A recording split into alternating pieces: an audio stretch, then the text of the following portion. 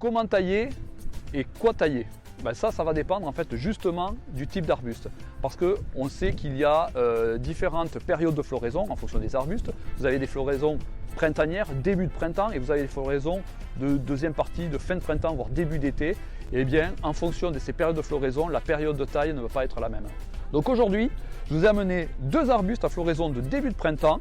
Ils sont en fleurs dans les jardins, ou probablement même peut-être certains ont déjà fleuri en fonction des endroits, s'il fait chaud ou pas.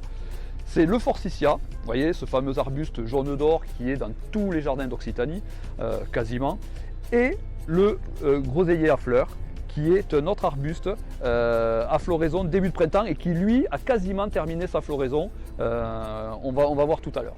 Ces arbustes-là, en fait, il y a une particularité, c'est qu'il va falloir attendre qu'ils aient fleuri avant de tailler. Donc on les taille après la floraison. Les arbustes de floraison début de printemps se taillent après la floraison. C'est tout simple. Vous avez des branches qui ont ramifié, vous voyez, des tailles précédentes, des années précédentes, avec des nouvelles pousses.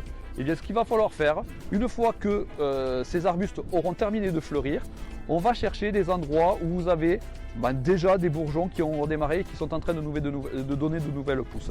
Et bien il suffira d'aller tailler juste dans cette hauteur-là. Ça représente entre un tiers, voire la moitié de la longueur du rameau.